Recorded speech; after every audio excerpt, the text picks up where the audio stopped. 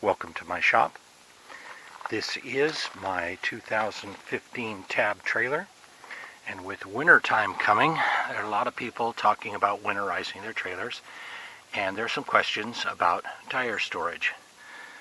This video is about questions that I received about actually how to jack a Tab trailer. You would think that it would be no big deal, but it turns out that there's no real good documentation on where the jacking points are on this, and we'll go through that.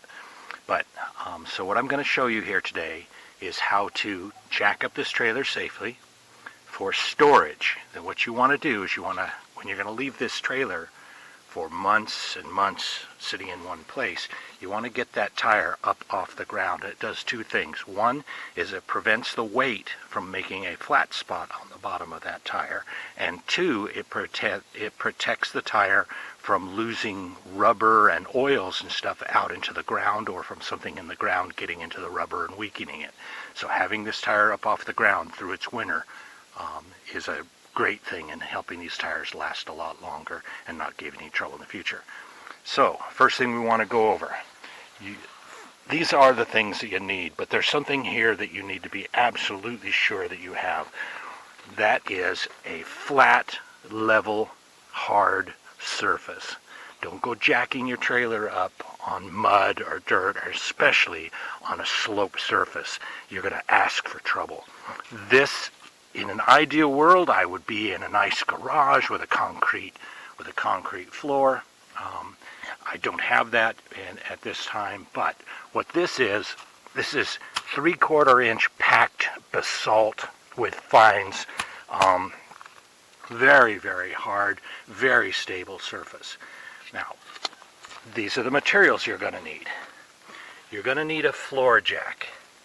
This is a 2-ton floor jack. You don't have to have anything monster. This is just a floor jack. I don't like scissor jacks. I don't think that they're safe. A floor jack is much more stable, considering that it puts the weight down on the ground over a much wider area. It also doesn't slip off. It's just a more stable jack. 2 tons is fine. This trailer is nowhere near a 4-ton vehicle, so a 2-ton jack is just fine, considering we're going to be jacking up less than half of it at one time. Some of the weight's going to be on the first tire, some of the weight's going to be on the second tire, some of the weight's going to be on the tongue. So at any given time, we're not jacking the entire trailer up. We're only jacking up something less than that, something less than half. So 2 tons would be just fine. So you need your jack. You also know what these are. You need good tire chocks, good ones. Not just don't use rocks or that kind of stuff. Get some good chocks. You have them for camping anyway. Use them for this. Now the last thing, if I were on concrete, this is a jack stand.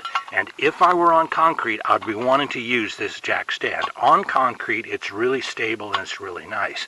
However, on gravel, a jack stand, you can see that it's only going to put weight on 4 little points. That's not stable. See how that can move around? That's not good. Don't use a jack stand on gravel.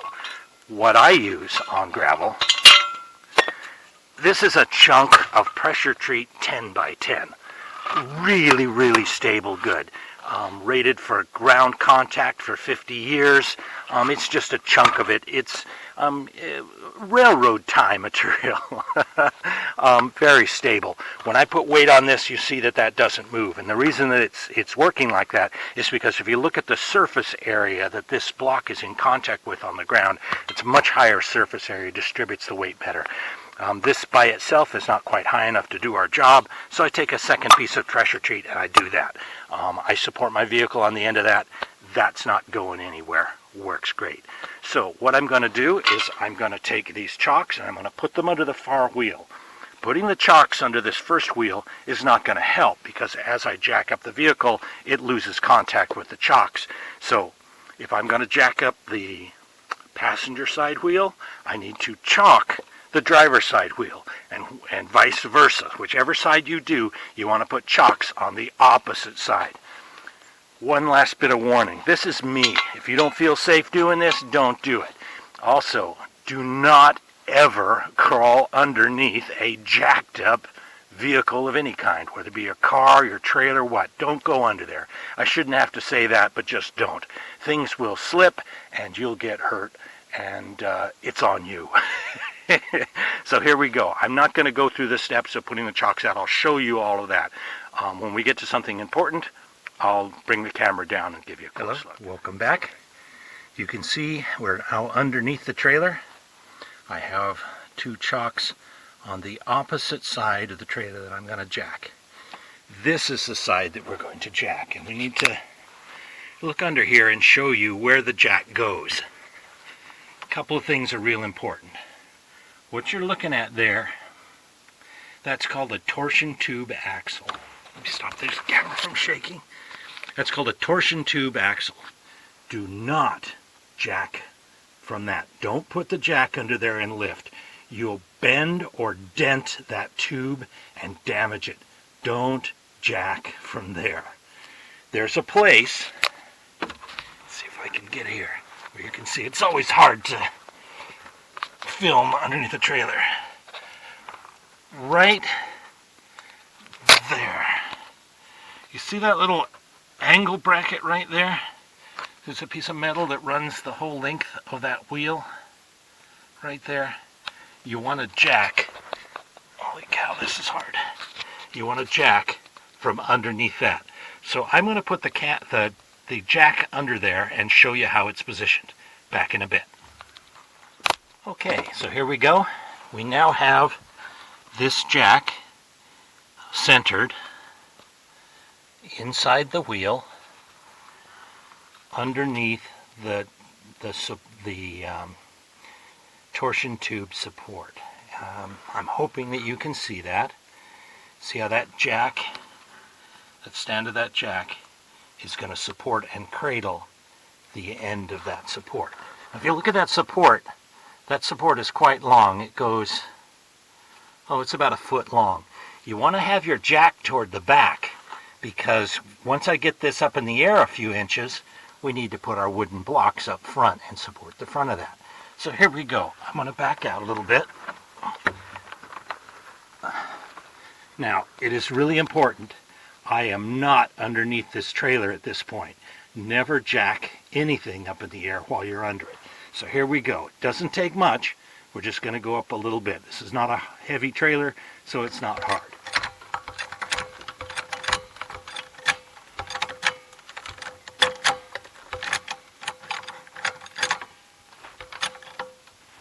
I'm doing this one hand.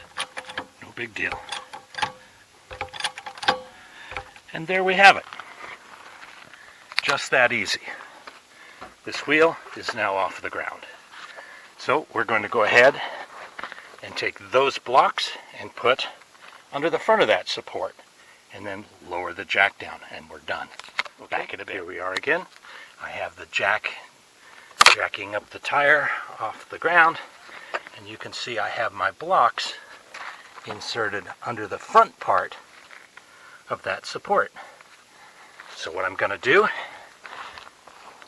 again, not crawling underneath this vehicle, I'm going to take the jack handle off and turn and lower the vehicle down very slowly onto those blocks. Be very careful. And there we go. And you can see that the jack is fully retracted and this tire is off the ground.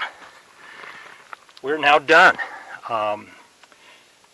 You should never crawl under here at any time while this is off the ground, but it's fine. It'll be here all winter, no difficulty at all.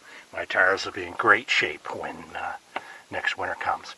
However, two important things. You should lube your bearings in your axle hubs once a year, and this is a great time to do it. Weather's still nice out here. I'm going to take this wheel off and I'm going to re-lube those bearings. This is a great time to do it. The second thing is, it's not quite so obvious, it's really nice, is that I always jack up the passenger side of the trailer first for one reason. Okay, so here we are out from behind the trailer. I'm now on the driver's side. Those of you that own this model of trailer, you recognize this area. Now, right here, see that? That's a drain line for the main water tank. There's a water tank right behind here, and the drains are on this side of it. So that the nice thing right now is that since I have one side of this trailer jacked up, if I open that drain valve, all of the water is going to come out. Any water that's been left over will come out, because this is now the very bottom of the tank, because the tank is tilted like that. It's a great time to take advantage of draining that water tank out. Now you'll get every last bit of it when it's tipped up like this. Little tip. See you later.